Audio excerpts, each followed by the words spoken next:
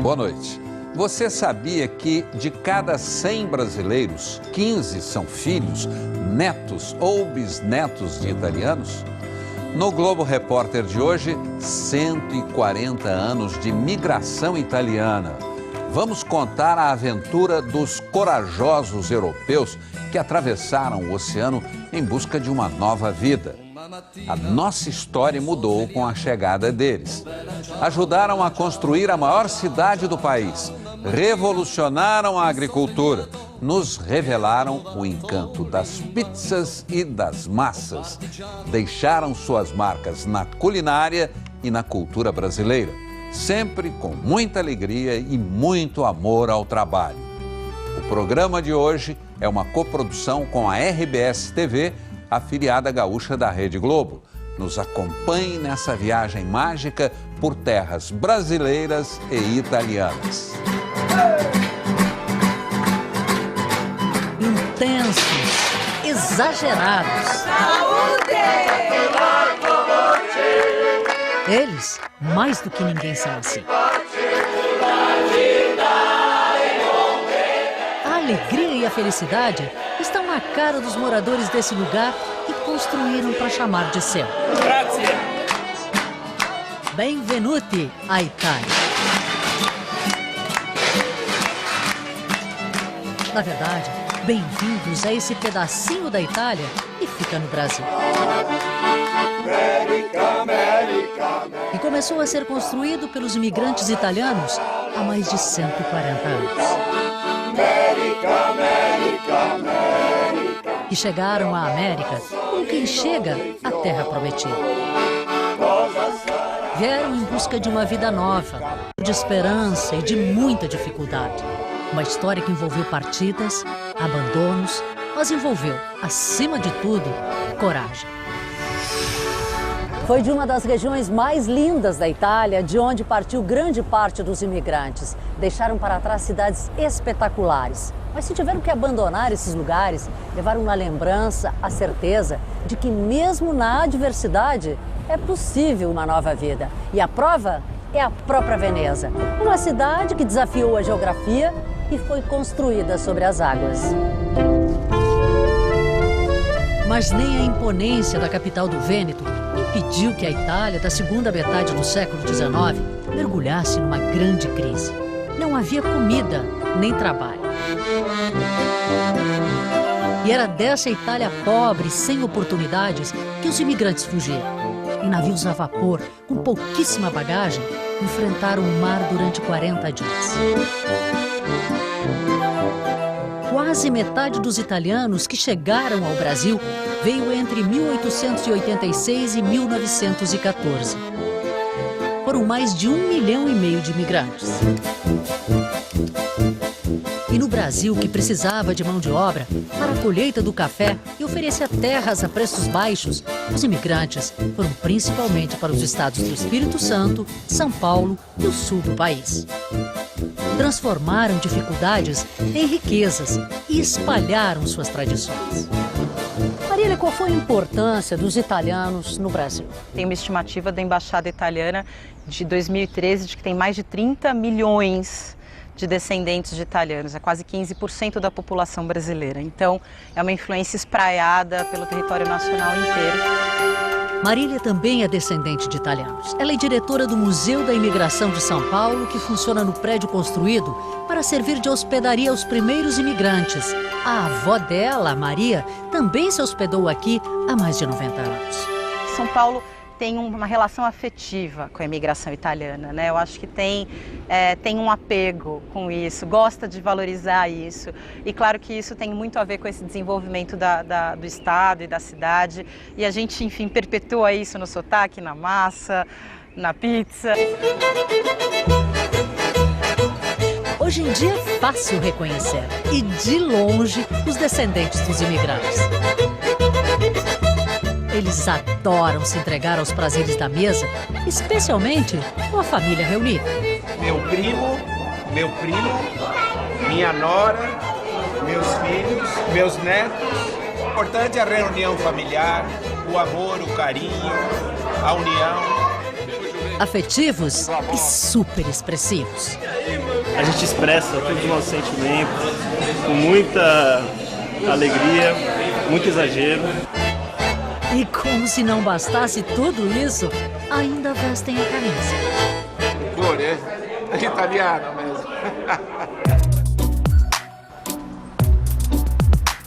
Olhar para a maior cidade da América Latina é olhar para São Paulo, que eles ajudaram a construir. É ver o edifício Matarazzo, onde funciona a prefeitura, o edifício Martinelli bem no centro e outros prédios antigos que se misturam às modernas torres de cristal. Além de ajudar no comércio, na indústria, construíram São Paulo de uma forma tão saborosa que é difícil encontrar alguém que não fique com água na boca. Deles, herdamos todas as massas. E vai dizer que não. São Paulo tem cheiro de pizza no ar. Os italianos trouxeram na bagagem receitas deliciosas que conquistaram definitivamente o nosso paladar. A mais popular delas, com certeza, é a de pizza. E não há como negar. Depois que os italianos desembarcaram aqui, o paulistano experimentou pizza de um jeito que nunca havia conhecido. E o gosto se espalhou pelo país e nós nos tornamos um dos maiores comedores de pizza do planeta. São 572 mil pizzas por dia, pelos cálculos da Associação Pizzarias Unidas do Estado de São Paulo. Mamma mia! Quando não sabe o que comer, vamos na pizza, porque todo mundo gosta. Por que será que as pessoas são tão loucas por pizza? Eu não sei, mas que é muito boa, é. E não basta ser redonda ou estar cheia de queijo na hora de assar. Pizza é um negócio tão sério, mas tão sério que tem até certificado de identificação de origem. Quer dizer, é feita de acordo com a receita original de alguma localidade da Itália. Esta pizzaria certificada, que faz a pizza igualzinha de Nápoles, já está na 3ª geração. Nós temos muito orgulho de falar da nossa avó e do nosso pai, porque foram as pessoas que trouxeram a receita típica napolitana para o Brasil. Está indo para 57 anos agora, no final do ano. É uma vida, realmente. Desde quando eu era moleque, eu acho que eu não sabia separar o que era brinquedo e o que era a cozinha, né? Porque a gente morava em cima da pizzaria, né? A pizzaria era embaixo. De repente, fazer guerrinha de massa um com o outro. E teve muitos momentos, assim, engraçados, bacanas, bem típico de filme, né? De família napolitana. Descendente de imigrantes italianos, Walter também é dono de pizzaria. Ele não só construiu restaurantes típicos para ganhar a vida, mas enfeitou uma rua inteira com jeitinho de Itália. Encheu de luzes coloridas, flores, pontes, cerquinhas.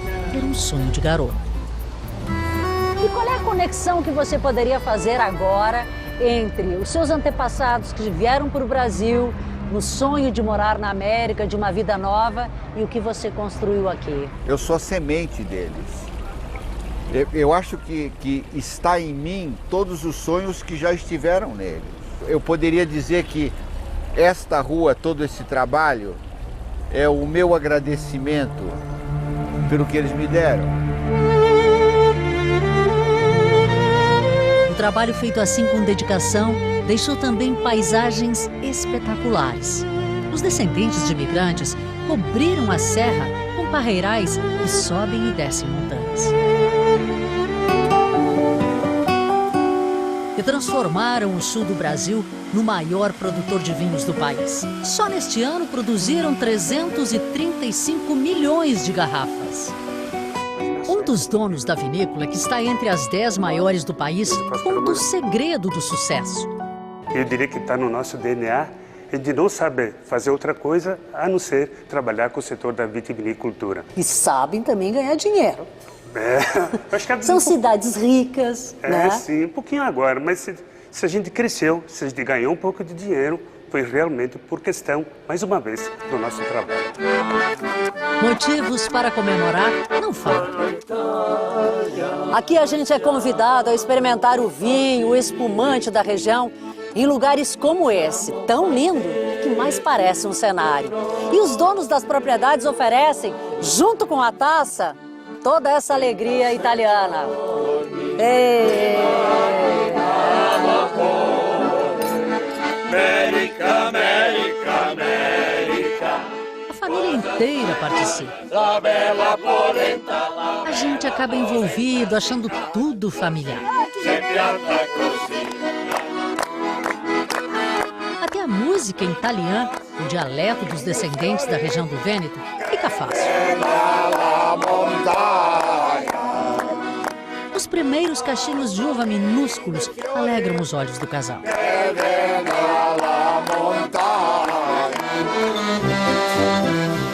Mas a uva e o vinho vieram depois. O que trouxe a família ao Brasil foi o café.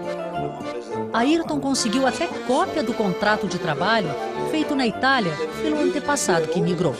É o contrato que eles vieram para o Brasil para trabalhar numa fazenda de café no Espírito Santo, onde que eles tinham que trabalhar 2 anos para pagar a passagem para vir para cá.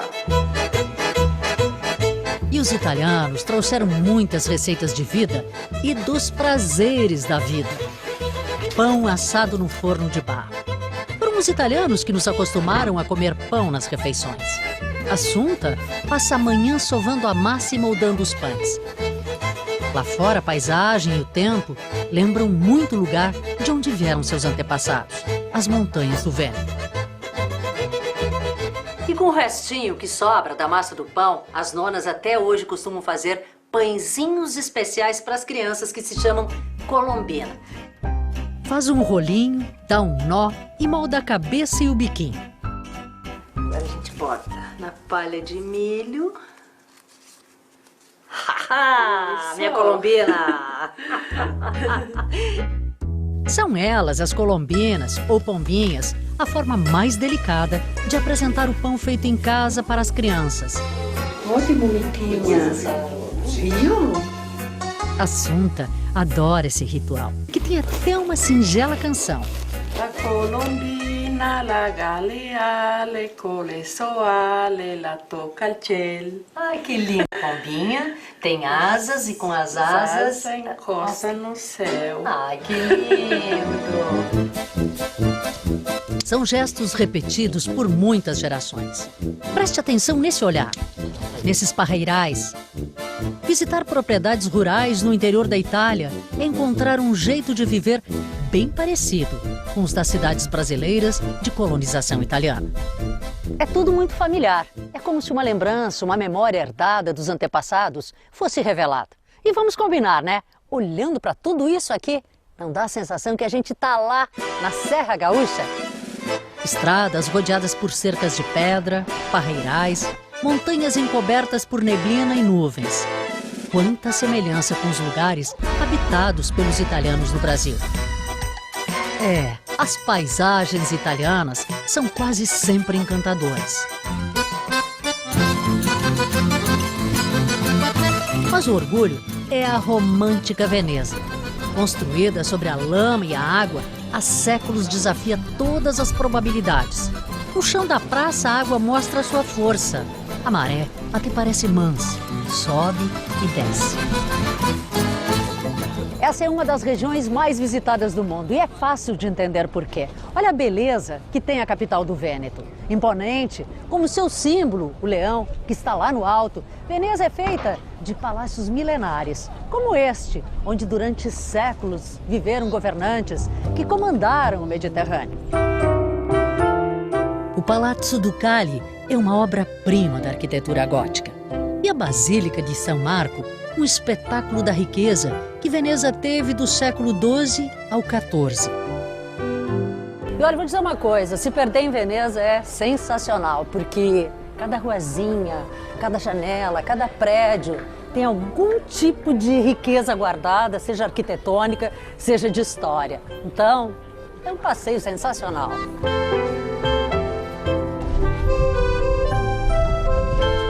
E quantas surpresas andar aqui por Veneza. Olha só as ruazinhas, dá uma olhada nessa aqui, olha a largura dela. Tá sobrando mão, gente, de tão estreitinha que ela é. E olha que linda! Do tempo da riqueza econômica por conta do comércio marítimo em suas 118 ilhas, ficou um detalhe mais lindo que o outro. Na arquitetura que mistura estilos bizantinos, românticos, renascentistas. Das igrejas, das praças, das pontes. São 400. Na tradição das peças de Murano, dos frutos do mar, que chegam fresquinhos do Adriático, nas máscaras do carnaval. Olha que lindo aqui, ó. Carnaval de Veneza. Chique, hein? Como te chama? Sebastiano. Sebastiano, piacere. Pergunto se ele gosta de morar em Veneza. E ele diz que é o lugar mais lindo do mundo e que jamais viveria em outro lugar. Vivere in un'altra città. Tchau. Ciao, ciao, grazie. Tchau para o Brasil. Ciao a tutti, ciao per il Brasile. Os turistas chegam em multidões e amam essa cidade. São 20 milhões por ano. Tem origens italianas? Sim, tenho. Aqui do Vêneto? Do Vêneto. O que você sente em conhecer um lugar onde viveram seus antepassados? Maravilhoso, emocionante. Em Veneza, nem é preciso estar apaixonado para entrar no clima de romance. A gente fica olhando para esses prédios e pensando como a vida é linda aqui. Imagine todas as manhãs abrir as janelas e ter essa vista diante dos olhos, a rua e as gôndolas passando. Veneza é inesquecível. É uma cidade para finais felizes, mesmo para aqueles que um dia tiveram que partir. Porque a inspiração viajou com eles. Eles que também foram em busca de finais felizes para suas vidas.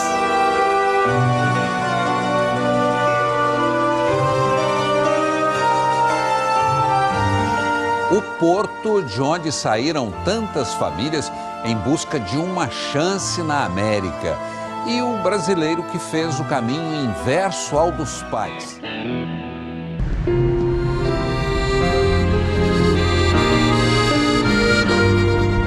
Todos os dias, durante muitos anos no século XIX, camponeses italianos chegavam a Gênova, a capital da Ligúria.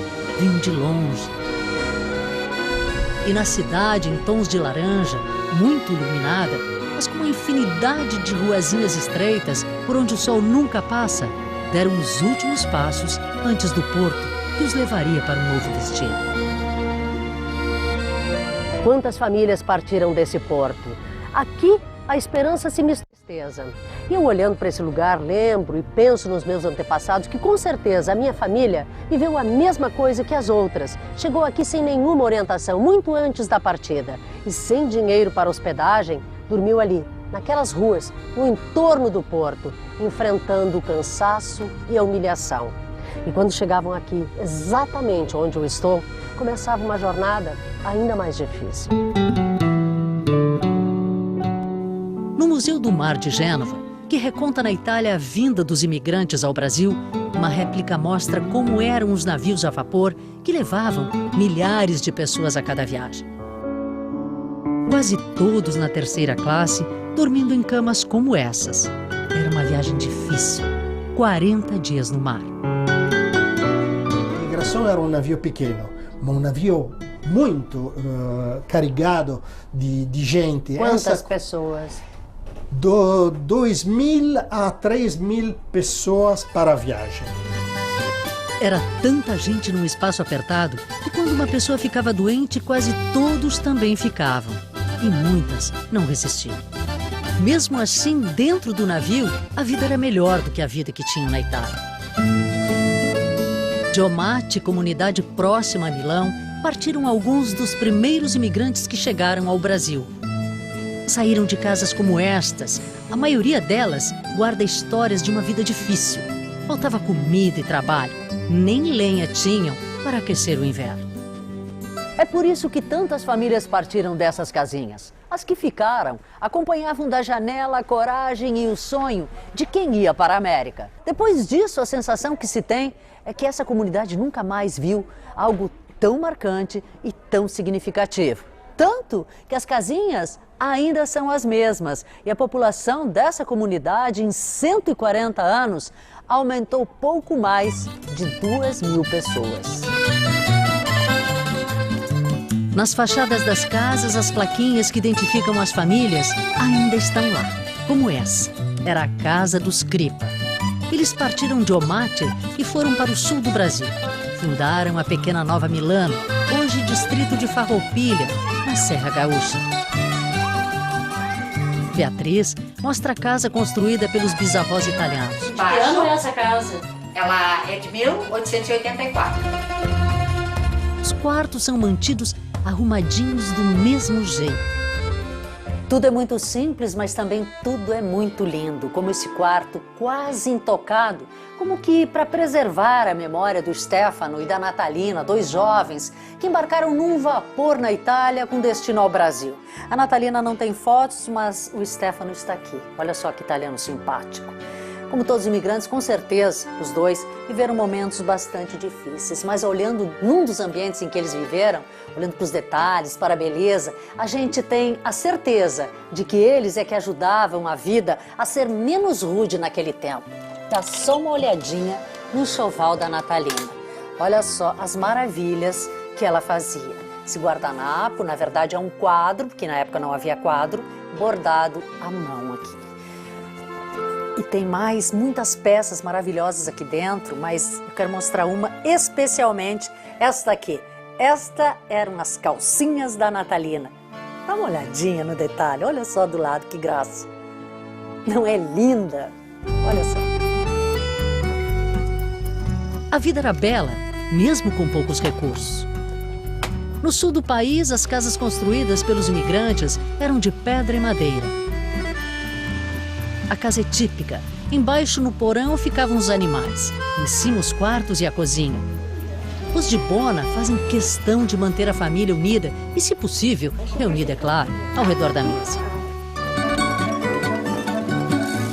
A casa fica nesse lugar lindo, com uma cascata, copos de leite e horta atrás da casa.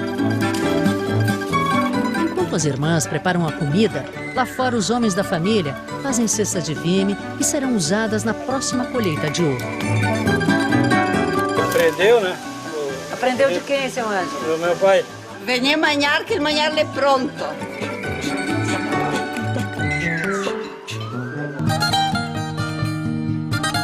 E tem um lugar onde as casas são belíssimas. Por causa delas, essa estrada ficou conhecida como Caminhos de Pedra. Estão lindas de novo por causa desse homem. Tarcísio Miquelon usou o próprio dinheiro para recuperá-las. Restauradas, hoje servem a hotéis e restaurantes.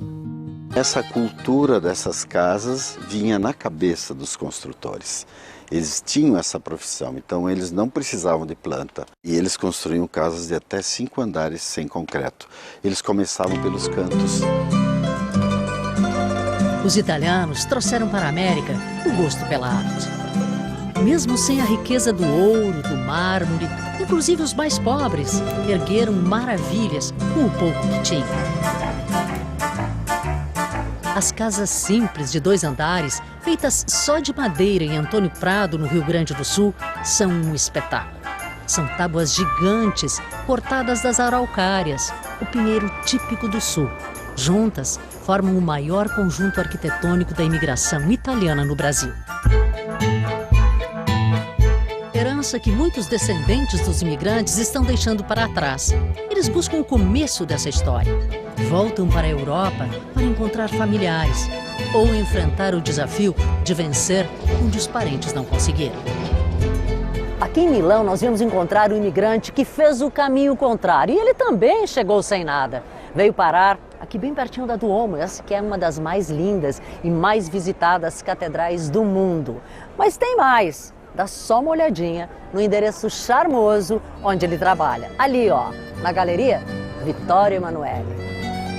Por aqui passam turistas de todos os lugares que admiram a arte de que é feita a cidade e a elegância dos italianos. Ou gente que se veste bem. E é aqui onde eu encontro o Tarcísio de Barro. Ele partiu de Bento Gonçalves, no Rio Grande do Sul, quando só tinha 27 anos. Veio com a cara e a coragem para o país de onde partiram seus antepassados. Aqui descarregou caminhões, foi garçom e lavador de pratos. O melhor, diz ele. Você trabalhar de pintor, você trabalhar de qualquer coisa que seja, de garçom, é você fazer com amor, fazer com alma. Não fazer por fazer, mas fazer. Tarcísio me mostra orgulhoso o restaurante onde é sócio. O bife tem quase 150 anos. As fotos são a prova de como a história passou por aqui. Essa mostra o dia em que a Itália entrou na Segunda Guerra Mundial. Claro que vim até aqui para descobrir como conseguiu tanto sucesso e por que motivo mesmo foi movido. Eu penso que dentro de todos nós, de todas as pessoas, nós temos um sonho. Então, me deu essa vontade de vir, de desbravar, de começar, de desafiar eu mesmo, de provar fazer o que os meus antepassados fizeram. Provar a vida, enfrentar a vida. E você é feliz? Eu diria que eu sou a pessoa mais feliz que existe.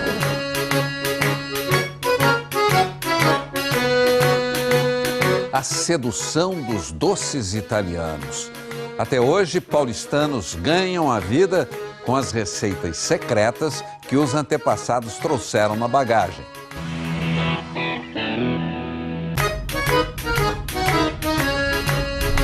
Seguimos viagem com destino à província de Vicenza, numa das regiões mais ricas do norte da Itália. Na busca pelas origens da imigração italiana, nós viemos parar em Valstanha. Uma cidadezinha tão pequenininha, tão linda que é um encanto. E ela fica dentro de uma paisagem grandiosa, rodeada por montanhas e cortada por um rio. Aliás, o barulho da água é o que mais quebra o silêncio por aqui. A brasileira Carla Fontana chegou aqui quando tentava encontrar as origens de parte da família. Foi daqui que, em 1878, partiram os Matana. Seu bisavô materno ainda era pequeno. Hoje fomos encontrar os parentes de Carla e ela levou o irmão e a mãe brasileira para conhecê-los. Os primos Cristina e Filippone moram nessa casa cheia de janelinhas. É do tempo da imigração. E somos convidados a entrar e Cristina nos prepara uma polenta. Comida simples, água, sal e farinha de milho. Agora ho messo l'acqua, un po' di sale. Mas é preciso mexer o tempo todo para não embolar. E quem começa tem que terminar. Mas aqui, na brincadeira, cada um faz um pouco. Houve um tempo em que a polenta era o único alimento servido na mesa dos italianos. Era uma época muito difícil. A carne era um mito, a farinha de trigo, caríssima. Hoje a polenta faz parte até de cardápios bem refinados. Mas o mais bacana é que ela se mantém como tradição, inclusive cortada com o barbante, como antigamente. A família dos Matana aqui é bem pequena, só tem 6 pessoas com esse sobrenome. Em compensação, lá no Brasil, em Flores da Cunha, no Rio Grande do Sul, Carla já perdeu a conta de tantos parentes que tem. E nessa paisagem, com hortinho e parreiral no quintal, Carla conta o que sentiu quando chegou. Foi uma sensação de voltar para casa, de ter encontrado o lugar de onde a gente saiu. Não é estranho estar aqui, é uma coisa natural. Sou contenta porque habito com a minha A Cristina diz que adora viver aqui, junto com a família, e que é sempre um prazer receber a visita da Carla e de todos nós. Eles daqui dizem sempre que gostariam de ir lá para ver, ou que é para trazer eles para cá, para encher de Matana aqui, porque não tem mais ninguém. Não vai ter lugar. Não vai ter lugar. Antes de nos despedirmos, damos mais uma espiadinha em Valstanha, com seus caminhos cheios de surpresas. Num deles, encontramos a francesa Daniela Cavalli. Ela, como a Carla, também veio atrás das origens. Me conta que o pai nasceu aqui, mas teve que fugir durante a Segunda Guerra e nunca mais voltou. Ela, assim que se aposentou, numa homenagem ao pai, escolheu passar aqui o resto de sua vida. Para todos os dias, saudar as montanhas que eram dele. Salutar as suas montanhas. E ela está vivendo muito bem. Olha aqui, ó, foi colher verbena para fazer chá, as florzinhas para botar no vaso e vive aqui, nesse lugar espetacular. Olha só que lindo! Seguimos viagem acompanhando Carla. A cerca de 1 hora fica a bela e rica cidade de Vicenza. Aqui é onde há quase 2 anos ela mora e estuda gastronomia. Carla me mostra com muita intimidade essa cidade cheia de palácios com mais de 500 anos e rodeada por uma linda muralha. É linda a Itália e essas cidadezinhas históricas encantam sempre. Mas tem também isso da raiz ter saído daqui. Eu consigo reconhecer às vezes coisas que tem lá no Brasil, que eu entendo de onde vieram só porque eu estou aqui e estou vendo agora. Eu me sinto um pouco protegida e me sinto vivendo num tempo passado. Este homem é um guardador de histórias. Com as lembranças do que os avós contaram, ele construiu uma vila no interior de Garibaldi, na Serra do Rio Grande do Sul. Tão perfeita que até parece habitada. Entrar nessa vila é voltar ao passado. Tem uma casa com armazém com louças, peças de tecidos e todo tipo de utensílios usados no início da colonização. Luiz Fitarelli, o dono da vila, guarda as lembranças que buscou e ainda busca nas famílias de origem italiana. Tem a igreja e, ao redor dela, cruzes de ferro que lembram os cemitérios.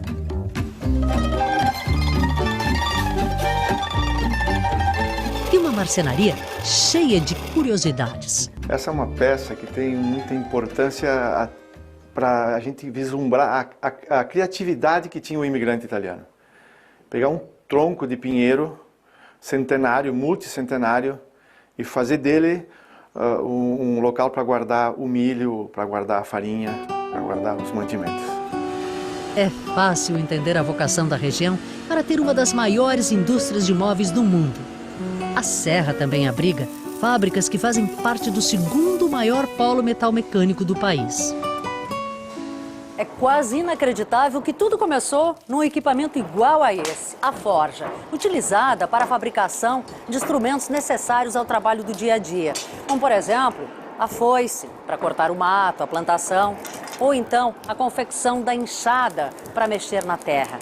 E olha que interessante, lá atrás é um fole que joga ar nas brasas e aquece o ferro. Fitarelli construiu a vila para que outras gerações não esqueçam como tudo começou. A gente tem que saber de onde a gente veio para saber para onde a gente vai. Nada nasceu por um acaso. Tudo isso foi por causa deles. Longe do Fitarelli, Alexandre Ledieri também mantém viva a história dos antepassados. Guarda as fotos e o passaporte do pai, do avô, que vieram do sul da Itália. Na casa onde mora, ele tenta recriar um pouco da vida nos cortiços do Brás, em São Paulo, na época em que a família se instalou por aqui. Massa secando na cozinha e as mãos sempre ocupadas, preparando comida. Alex faz cannoli, um doce típico da Sicília que seu avô Ivo trouxe da Itália e que vendia na portaria do Clube Juventus, na Moca. Alex sustenta a família com cannoli. Vem cá. Ele me mostra como faz. Estica a massa, enrola, frita e recheia. Gente, o aroma desses cannolis, maravilhoso. Eu tô com água na boca. Agora, a única coisa que eu quero, a prova de que esse cannoli realmente faz sucesso lá no Bexiga, na Feira do Bexiga. Opa, vamos. Garante? Oh. Domingo nos encontramos na feira? Cedinho. Então até domingo. Tá bom. E esse daqui eu levo, posso? Bom apetite, bom apetite. Domingo de manhã, Feira do Bexiga. Aqui a gente alimenta os olhos com tantas antiguidades.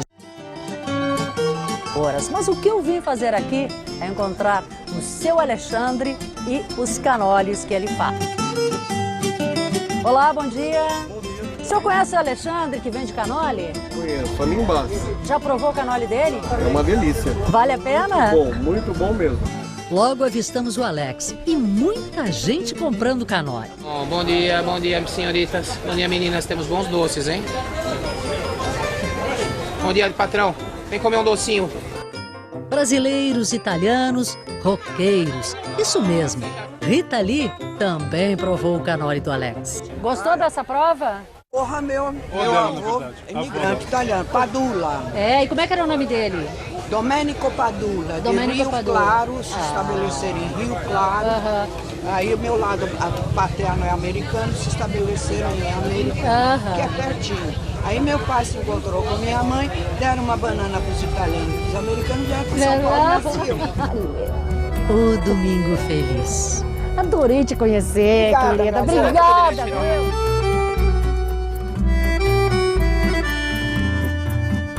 Trabalho, persistência e sabedoria. A herança que os migrantes italianos deixaram para os filhos e netos brasileiros.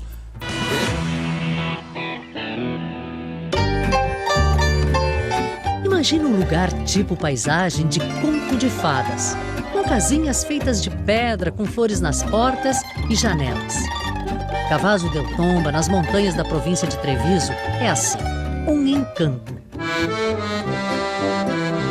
Os irmãos Sabino e Roberto, as mulheres e as filhas, como sempre fazem aos domingos, se reúnem na casa da irmã Maria. Passam o dia entre o almoço, os cuidados com a horta, a convivência.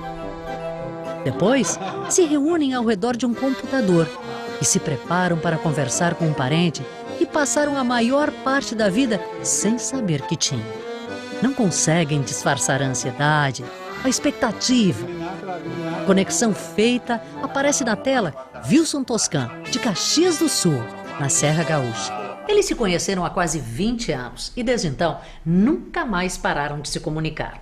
O que eu gostaria de saber agora do Wilson e do Sabino é qual o sentimento que envolve o coração deles, sabendo que eles estão aí separados por 7, 8 gerações e morando um em cada canto do mundo. Como é que é, Wilson? Que relação é essa?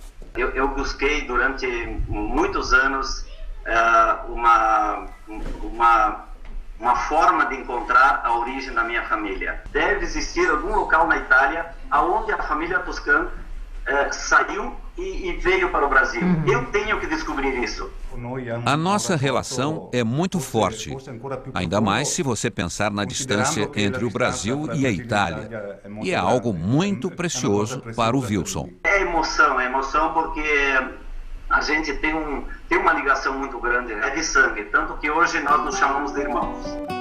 Depois de se despedirem, Sabino me leva até a casa dos antepassados do Wilson. Pouco mudou por aqui desde que partiram. Sabino conta que a casa é muito antiga, com cerca de 300 anos. Aliás, as poucas casas daqui são todas da mesma época. Certamente, antes de partirem para o Brasil, os Toscan beberam desta água, uma fonte construída em 1500. Imagine só, mesmo ano do descobrimento do Brasil. Na vila todos se conhecem. Na rua encontramos descendentes dos camponeses que decidiram não migrar para a América. Um deles é parente distante dos Toscan, tem 92 anos. Curioso, pediu para provar meu chimarrão, porque disse que já viu até o Papa tomando. Buono? Sì, buono. Bom.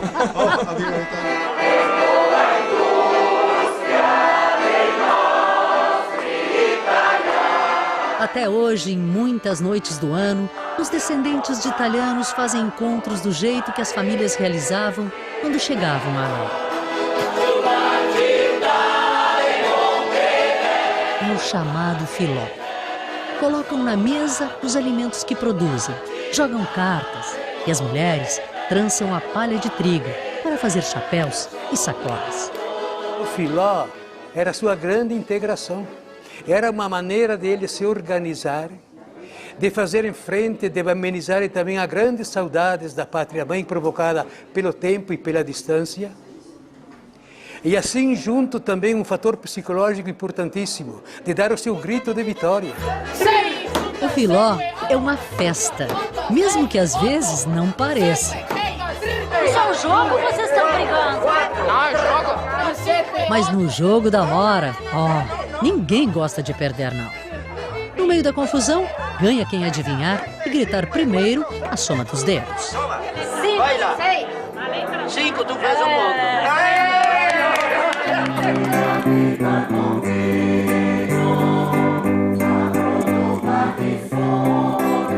Para terminar, homens e mulheres cantam os primeiros personagens dessa história que herdaram e que eles continuam a construir. E fique agora com mais um episódio da série Lista Negra. Um ótimo fim de semana e até a próxima sexta.